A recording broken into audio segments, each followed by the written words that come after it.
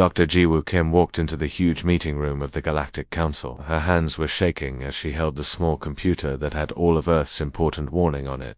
The room was filled with strange sounds, clicking, buzzing, and musical notes coming from hundreds of different alien creatures. None of them seemed to care that she was there. Earth had asked for this meeting 6 months ago, but the aliens only agreed to listen now because weird things were happening to stars near their important planets. Jiwoo looked around the massive room. The ceiling was so high she could barely see it. Strange creatures sat in floating chairs. Some had tentacles, others looked like giant insects, and some were just balls of light that changed colors. Behind Jiwoo, a huge screen showed the terrible discovery her team had made. It was like a chain reaction that could destroy star systems one after another. The problem started when aliens began using new machines to dig deep into space itself near the star Vega. They were trying to get energy from the fabric of space, but they did not know how dangerous it was. Jiwoo had spent months studying this problem with Earth's best scientists. They found that when you dig too deep into space, it creates cracks that spread like fire. These cracks could make stars explode and destroy entire planets. Earth's people had tried to warn everyone, but nobody wanted to listen to the young human race. Now Jiwoo stood in front of creatures that were thousands of years older than humanity. She showed them her math and computer models that proved the danger was real. The numbers were clear. The destruction had already started in the outer parts of the galaxy, but she could see the aliens were not taking her seriously. A large reptile-like creature named Counselor Thrax stood up. His scaly skin was green and black, and his yellow eyes looked at Jiwoo with disgust. The simple species from the third planet of Sol wants to scare us with made-up stories, he said in a voice that sounded like rocks grinding together. Their math is like a child's homework. They know almost nothing about how space really works. The room exploded with sounds of agreement. Creatures were clicking, roaring, and making musical notes that clearly meant they agreed with Thrak. Kuwu felt her heart breaking as she realized these advanced beings thought humans were too stupid to understand real science. An insect-like creature with 6 arms waved them in the air. We have been traveling between stars for 10,000 years, it buzzed. We have built cities around black holes and turned dead planets into gardens. Why should we listen to creatures who just learn to leave their own planet? A floating ball of blue light pulsed bright. Their warning comes from fear, not knowledge. Young species always think the universe is more dangerous than it really is. They see shadows where there is only light. Giwoo tried to speak louder. Please, you have to understand. Our computers show that 17 star systems are already showing signs of the cascade effect. The quantum mining operations are creating tears in space-time itself. If we don't stop this now, the damage will spread faster than we can control it. But her words were lost in the noise of alien voices, all talking at once. A creature that looked like a giant flower with crystal petals made a sound like wind chimes. Humans still use primitive rockets to travel in space. How can they understand forces that we have mastered for millennia? Thrak raised his clawed hand to make the room quiet. The council has heard enough. We thank the representative from Earth for her concern. But we cannot make important decisions based on the fears of a species that is still learning to walk among the stars. The quantum mining operations will continue as planned. Jiwoo felt cold fear spreading through her body. She looked at her datapad one more time, seeing the red warnings flashing on the screen. Her team back on Earth had been working day and night to understand this threat. They had found proof that the cascade was already spreading, moving from star to star like a deadly infection. Counselor Thrak, she said, trying to keep her voice steady. Our long-range sensors are detecting gravitational anomalies in the Kepler system. The quantum field distortions are exactly what our models predicted. The cascade has already begun. The reptilian counselor's laugh sounded like breaking glass. Your sensors are probably broken. Or maybe you are seeing normal space weather and thinking it is the end of the galaxy. This is what happens when primitive minds try to understand advanced science. Other aliens began leaving their floating chairs, clearly thinking the meeting was over. Giwoo watched them go, knowing that, by the time they realized she was right, it would be too late. The quantum cascade would spread through the galaxy like wildfire, destroying everything in its path. As the last alien left the chamber, Giwoo stood alone under the giant screen, still showing her warnings. She looked at the data one more time. Seeing the timeline her computers had calculated, the cascade would reach the core worlds in less than 8 months. By then, half the galaxy would be burning, and the creatures who had laughed at Earth's warning would be begging for help from the primitive humans. 3 weeks had passed since the big meeting when nobody listened to Dr. Jiwoo Kim's warning. Now the first terrible news was coming through the galaxy's communication system. The mining colonies near the star Kepler had stopped sending messages. Their last transmissions were full of panic, describing huge flares shooting out of their star and strange forces that pulled at their ships in ways that should not be possible. Captain Hyanwu Park sat in his command chair on the Earthship called Prometheus. He was reading report after report of disasters happening across the galaxy. His dark hair was messy because he had been working for days without rest. The screen in front of him showed a map of the galaxy with red dots marking where bad things were happening. There were already too many red dots to count. "Sir, we're getting another emergency call," said Lieutenant Minho Song from his station. The young officer's face was pale as he listened to the alien voices crying for help through his headphones. "This one is from the Rigel system. They say their star is acting crazy and their planets are shaking apart." Hyan-Woo rubbed his tired eyes. In just one day, his ship had received distress signals from 14 different alien species. These were the same creatures who had called humans primitive and stupid just weeks ago. Now they were begging Earth for help because something was destroying their worlds. The Prometheus was special. It was covered with new technology that Earth's scientists had built after they discovered the Cascade danger. The ship had special shields that could protect it from the weird space distortions that were tearing other ships apart. While the older alien races had spent thousands of years learning how to use quantum energy for power and travel, humans had spent their time learning about the dangers. Captain Park called Lieutenant Commander So-Young Lee from the communications area. She was a smart woman who could speak 12 different alien languages. Her job was to listen to all the emergency calls coming from across the galaxy. "We're now receiving over 300 distress calls from the Andorian sector alone.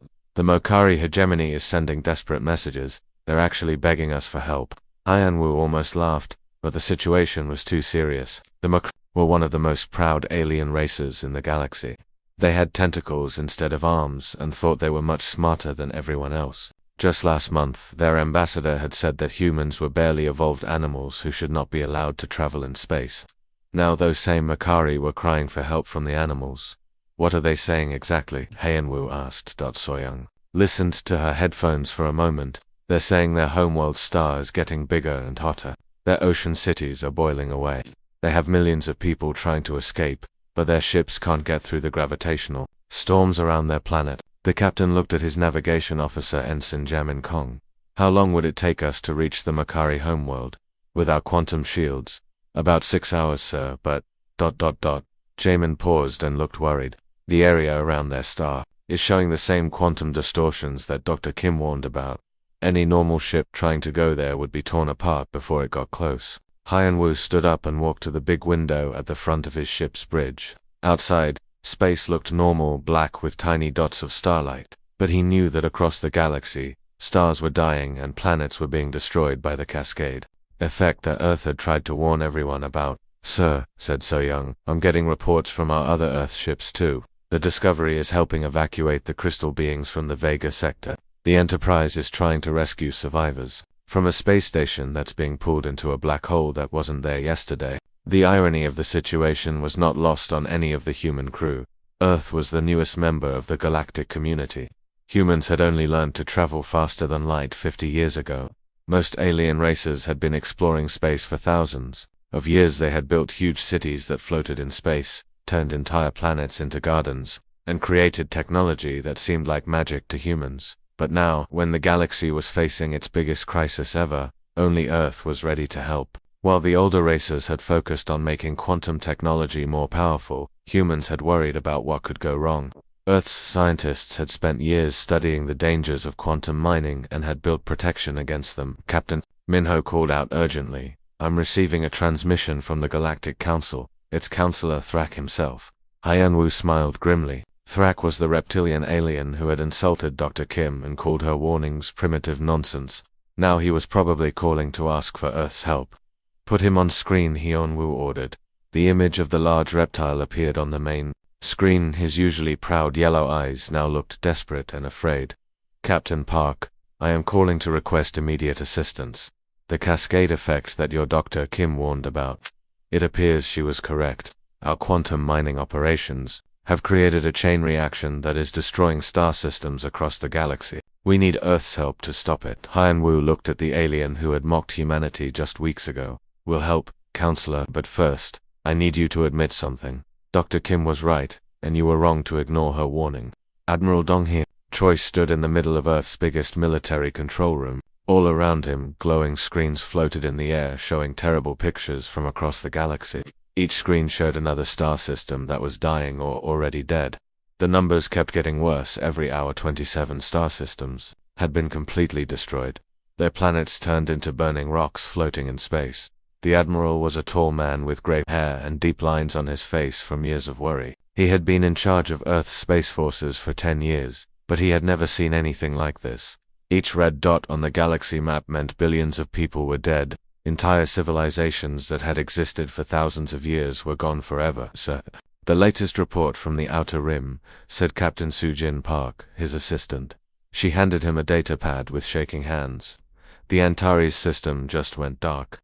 That's 3 more planets with over 50 billion people. Her voice cracked as she spoke. Even though they were alien people, death on such a huge scale was hard for anyone to understand. But while the alien races were running around in panic, trying to understand what was destroying their worlds, Earth had been getting ready. For months, human scientists had been working day and night to find a way to stop the cascade. They had built new weapons, new shields, and new shields designed specifically to fight this disaster. Dr. Hae-won Kim, the lead scientist, walked up to the Admiral. She was Dr. Ji-woo Kim's older sister and just as smart. Admiral, we've finished testing the quantum firebreak system. It works, but ... double quotes. She paused and looked sad. The cost will be terrible. To stop the cascade, we'll have to destroy entire star systems on purpose. We'll have to kill the stars before the cascade reaches them. Dong-hae nodded grimly.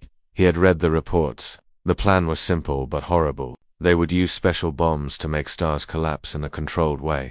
This would create empty zones in space where the cascade could not spread. It was like cutting down a forest to stop a wildfire. They would have to destroy some things to save everything else. How many systems would we need to sacrifice? He asked. At least 12, maybe more. Dr. Kim replied. We'd be killing any planets or space stations in those systems. Millions of people would die to save billions more.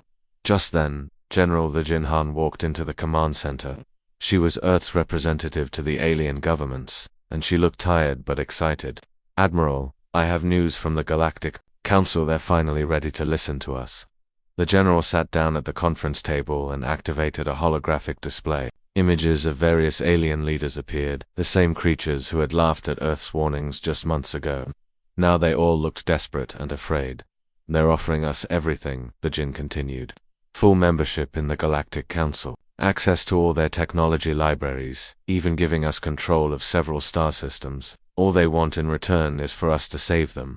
Dong-yin almost smiled at the irony. For 50 years, Earth had been trying to prove they deserved respect from the older alien races.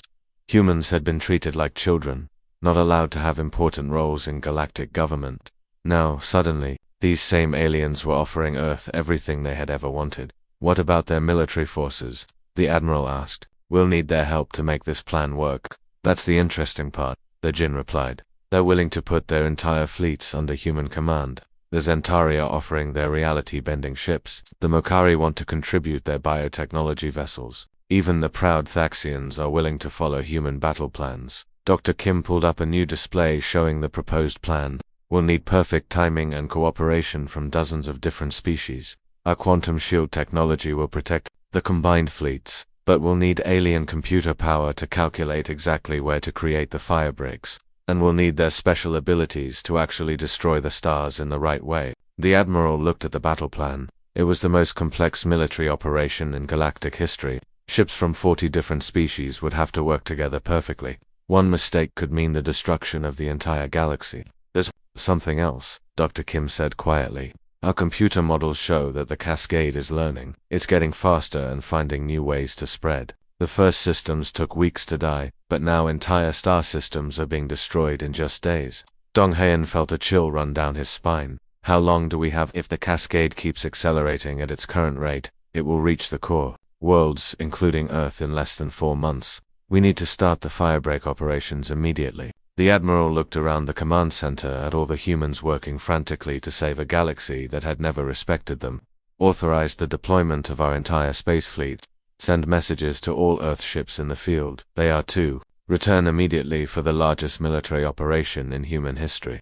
As alarms began sounding throughout the command center, Dongyan wondered if they were already too late. The cascade had surprised them by adapting and evolving as it consumed more star systems. They had one chance to save galactic civilization, and failure would mean the end of everything. Commander Giwoo Kim stood on the bridge of her new ship called Cassandra. She had been promoted from doctor to commander after her warnings about the cascade proved correct. Now she was in charge of the most important mission in galactic history. Through her ship's big window, she could see hundreds of alien vessels flying alongside her toward the Rigel star system. The combined fleet was huge. Ships from 43 different species all flying together. There were crystal ships from the Zentari that could bend reality itself. There were living bioships from the Mokari that looked like giant space whales. There were mechanical ships from the Thaxians covered in spinning metal parts.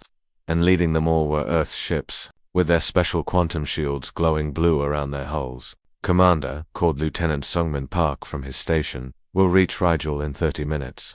All ships are reporting ready for the firebreak operation. Giwoo nodded and looked at the tactical display. The plan was terrifying in its simplicity. They were going to kill a star on purpose. Rigel was a massive blue giant that had been burning for millions of years. Today, they would make it collapse to create a barrier that the cascade could not cross. The star Rigel was beautiful but doomed. It burned bright blue-white and was so big that if it replaced Earth's sun, it would swallow up several planets. But the cascade was coming toward it, and if they didn't stop it here, the destruction would spread to the core worlds where billions more people lived. Beginning final approach, announced Ensign Eugene Choi from the pilot station. All ships are moving into position around Rigel. Giwoo watched as the fleet spread out in a careful pattern around the giant star. The Zentari crystal ships moved closest because they could survive the intense radiation. The Mokari bioships stayed further back, preparing to release special organisms that could live in the quantum chaos. The human ships positioned themselves as command centers, using their quantum shields to stay safe while coordinating the entire operation. T-10 minutes to stellar collapse, announced the computer in a calm voice that seemed wrong for such a terrible moment. Through her ship's communication system, Giwoo could hear voices from all the different alien species. Some were making musical sounds, others were clicking or buzzing, but she could tell they were all scared. Nobody had ever tried to kill a star on purpose before, Commander said. Communications Officer Jae-Hyun Lee, the Mokari bioships are ready to inject their organisms. The Zentari reality shapers are powering up their field manipulators. Giwoo took a deep breath. All ships, this is Commander Kim on the Cassandra. We are about to attempt something that has never been done before. Remember, we're not just trying to destroy a star, we're trying to save the galaxy. Begin the operation. The countdown began. T-minus 60 seconds, 50, 40, Giwoo watched as the Zentari ships began to glow with strange light. They had the power to change the basic rules of reality in small areas of space. Now they were using that power to weaken the quantum foundations that held Rigel together. T-minus 20 seconds, 15, 10, The Mokari bioships moved closer and began shooting streams of living organisms toward the star. These creatures had been specially designed to survive in quantum flux and guide the star's collapse in exactly the right way. 5, 4, 3, 2, 1, execute. Giwoo felt like the entire universe held its breath. The massive star Rigel, which had burned steadily for millions of years, began to shake and convulse. Its blue-white light started flickering as the quantum fields that held it together were systematically torn apart. What happened next was both beautiful and terrifying. Waves of exotic energy rippled out from the dying star, creating patterns of light that had never been seen before. Space itself seemed to bend and twist as reality was rewritten around Rigel. The star's outer layers began peeling away in sheets of plasma that painted the darkness in impossible colors. "It's working," shouted Lieutenant Park. "The star is collapsing in a controlled manner." But even as Giwoo felt relief, she saw the terrible cost of their success. Two of the Zentari ships were caught in a feedback loop as their reality shapers lost control. She watched in horror as the crystal vessels shattered like glass. Their crews of living light beings scattered into the quantum storm. "Emergency teams to rescue coordinates," Giwoo ordered, but she knew it was too late. The Zentari who had died were beings of pure energy. Once scattered, They could never be put back together. The collapse of Rigel created something that had never existed before. A quantum dead zone 3 light-years across. It was an area where space itself was broken, where no life could exist and no ships could travel. The Cascade could not cross this barrier, but neither could anything else.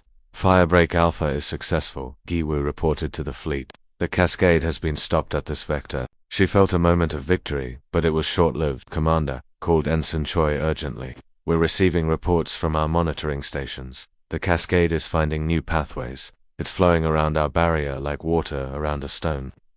Heart sank as she realized the truth. They had successfully stopped the Cascade in one direction, but the quantum disaster was already adapting, finding new routes through space to continue its deadly spread. They would need to create many more firebreaks, sacrificing many more star systems, if they wanted to save the galaxy. 2 years had passed since the terrible Cascade crisis finally ended.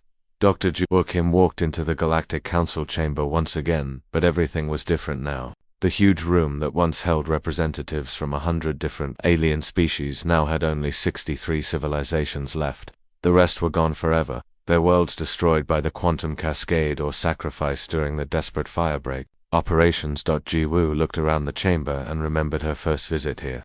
Back then, the aliens had laughed at her warnings and called humans primitive. Now those same creatures looked at her with respect and fear.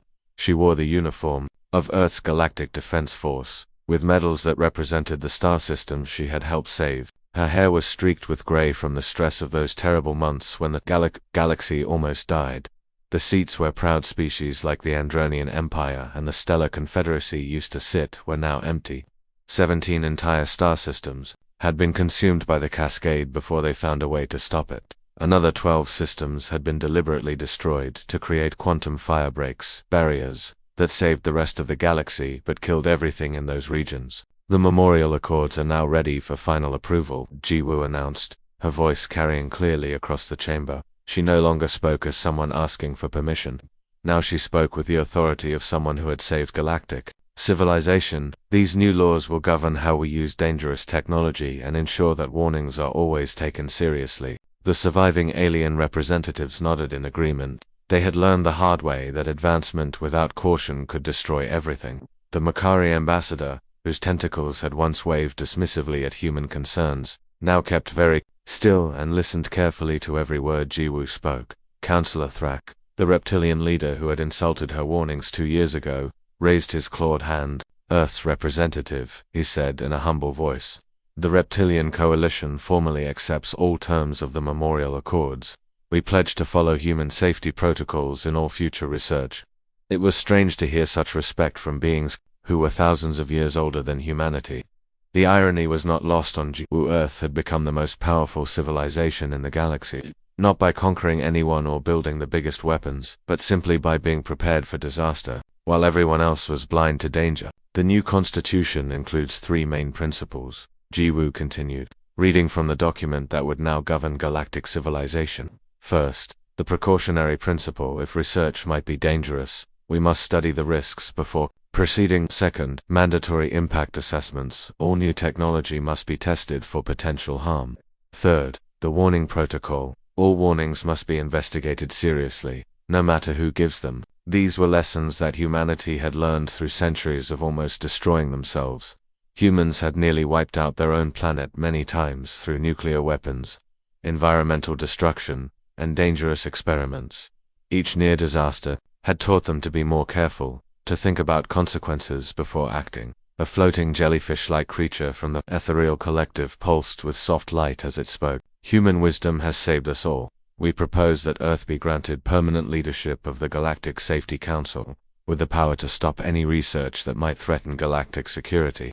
Other representatives made sounds of agreement in their various languages, clicks, musical tones, and harmonic vibrations that filled the chamber. They were offering humanity something that would have been unthinkable just 3 years ago: control over galactic science and technology. As the meeting ended, dozens of alien representatives approached Jiwoo with requests. The crystal beings from Altair wanted human advisors for their energy research. The machine intelligence from Vega asked for Earth's help in developing safer artificial intelligence. Even the proud bird-like avians from the Rigel system, what was left of it after the firebreak operation, requested human oversight of their genetic experiments. Jiwoo listened politely to each request, but her mind wandered to the memorial monuments that now existed throughout the galaxy. 29 star systems had been lost, some to the cascade, others sacrificed to stop it. Each monument listed the names of the billions who had died, a permanent reminder of what happened when warnings were ignored. She thought about Captain Hyan Woo Park,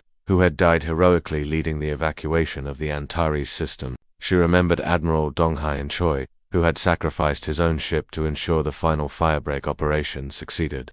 So many brave humans had given their lives to save species that had once considered them inferior. The greatest irony was that humanity's strength had never been their technology or their intelligence. Earth's computers were slower than alien systems, their ships were smaller than alien vessels, and their weapons were weaker than alien defenses. But humans had something the older races had lost: the wisdom that came from making terrible mistakes and barely surviving them. Every human child learned about the nuclear wars that almost destroyed Earth, the pollution that nearly killed all life, and the artificial intelligence that had once turned against its creators. These disasters had taught humanity to be careful, to question new discoveries, and to listen when someone warned of danger. As Jiwoo left the council chambers, she looked out through a large window at the stars. The galaxy was vast and beautiful, full of wonders that sentient beings were still discovering, but it was also fragile in ways that even the oldest civilizations had failed to understand. With entire star systems serving as permanent reminders of the price of arrogance, perhaps the survivors would remember to listen when the next warning came. The universe was dangerous, but it could be survived by those wise enough to respect both its beauty and its power.